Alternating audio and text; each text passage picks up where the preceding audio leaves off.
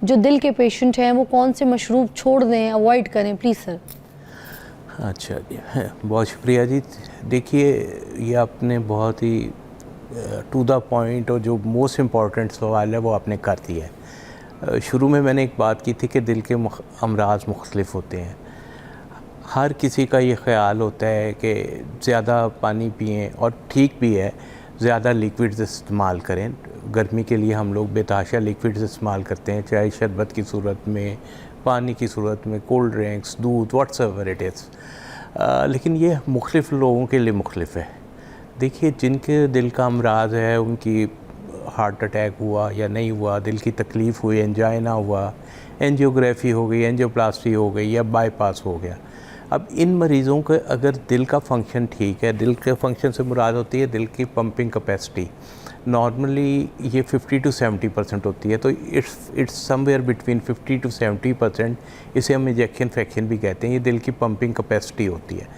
तो अगर तो ठीक है, फिर तो वो जितने मर्ज़ी लिक्विड्स लें, और जो गर्मियों में है ये लिक्विड्स लेना उनके लिए बहुत अच्छा रहता है।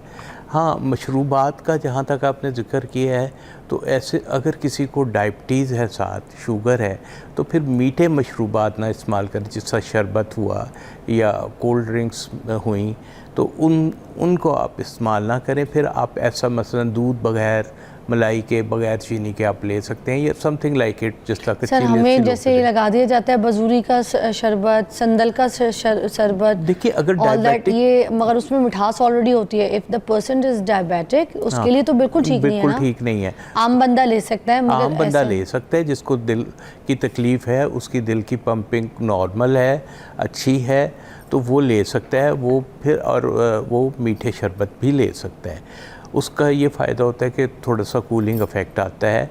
देखिए, सबसे पहले मशरूबात से पहले जो है ना, चंद एहतियातें अगर हम कर लें ना, आपने ख़ुद बताया कि एहतियात हर चीज़ में बेहतर होती है, तो एहतियात कर लें तो वो सबसे बेहतर है। सही बात। लाइकवाइज आप अपने आप को ठंडा रखें। जिस तरह मैंने कहा था कि मैं अपने मरीज़ों को कहता हूँ कूलर में रहें या एसी में रहें, उनको बिजली के बिल का रोना पड़ जाता है।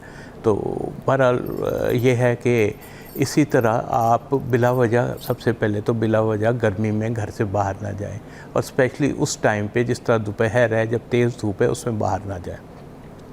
अगर बहुत ही मजबूरी है तो सर को ढांप के जाइए। सर मगर कुछ बहुत से ऐसे लोग हैं जिनको गर्मी में बाहर निकलना पड़ता है, तो पैदल भी चलना पड़ता है, और अब फिर वो लोग बेचारे क्या करें? उसमें यही होता है ना कि अपने सर को ढांप के जाएं, कोशिश करें कि कोई छतरी ले लें या कोई ऐसे रास्ते से जाएं जिसमें umbrella is a good idea, yes, जहाँ पर दरख्तों की छाँव हो, उसमें से गुजर जाएं। क्योंकि देखिए, हमारे मुल्क के हालात ऐसे हैं कि काम तो हर एक को करना पड़ना है। हम किसी को ये नहीं कह सकते तुम्हें दिल की तकलीफ़ है तुम घर बैठ जाओ। तो ये जो सबसे पहली एहतियात है। फिर घर में भी आप घर को भी आप ठंडा रख सकते हैं मुख्तलिफ़ तरीक़ों से। जो पानी आप इस्तेमाल करें वो मुनासिब टेम्परेचर का, ठंडा, बहुत ज़्यादा ठंडा तो ना हो लेकिन ठंडा होना चाहिए, उससे भी आपके जिस्म का टेम्परेचर कम होता है। तो जो तो दिल के मरीज़ जिनके दिल की पंपिंग अच्छी है, वो तो मशरूबात ले सकते हैं। अब कुछ मरीज़ ऐसे होते हैं जिस तरह कार्डियोमायोपैथी के मरीज़ हैं कि उनका हार्ट मसल डैमेज हो गया, उनकी दिल की पंपिंग कैपेसिटी कम हो गई है, सिर्फ 30% रह गई है, 35% रह गई है। तो जब वो पंप करते हैं तो पूरा ब्लड बाहर नहीं जाता पूरे जिस्म को, कुछ वापस रह जाता है, और वो बैक प्रेशर से लंग्स की तरफ भी जाने का डर होता है। तो ऐसे मरीज़ों को बहुत ज़्यादा पानी या नमक नहीं लेना चाहिए। हम आमतौर पर शिकंजी यूज़ करते हैं इस मौसम में अपने लिए कि जी शिकंजी पीनी है, और हमेशा से यूज़ हो रही है। सर ये भी करते हैं ना कि जैसे ये पानी की पूरी बोतल है तो उसमें 1 चुटकी नमक डाल देंगे, इसको डाइल्यूट कर देंगे, सो उससे भी थोड़ा सा नमकियात वाला पानी चला जाता है बॉडी में, तो डिहाइड्रेट नहीं होती। आप बिल्कुल ठीक कह रही हैं। ये हार्ट वाले नहीं ले सकते? जिनके तो दिल की पंपिंग ठीक है और तो वो तो ले सकते हैं। ओके। क्योंकि जिनकी दिल की पंपिंग, जिसका कार्डियोमायोपैथी मैंने कहा है, तो वो ठीक नहीं है, वो वाले मरीज़ जो हैं वो ये वाला पानी नहीं ले सकते, क्योंकि नमक पानी को होल्ड करता है।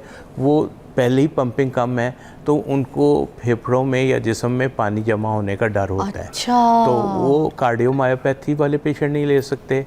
दूसरी चीज़ ये है कि जिस तरह वेल्वुलर हार्ट डिजीज़ मैंने कहा है, वेल्वुलर हार्ट डिजीज़ में भी जब वेल्व तंग हो जाता है या लीक करना शुरू हो जाता है तो भी वो ज़्यादा खून जमा हो जाता है।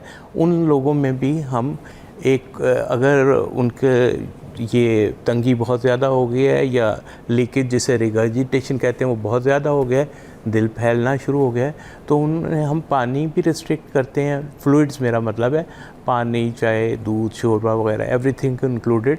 और उसके साथ हम नमकियात या नमक स्पेशली हम कहते हैं कि कम इस्तेमाल करें, उसको 1/4 कर दें नॉर्मल जितना आप इस्तेमाल करें, ताकि जिस्म के अंदर नमक पानी को जमा ना करे और आपको सांस लेने में प्रॉब्लम ना हो। तो ये डिफरेंट चीज़ें हैं, दिल के ही मरीज़ हैं लेकिन डिफरेंट टाइप्स के मरीज़ हैं।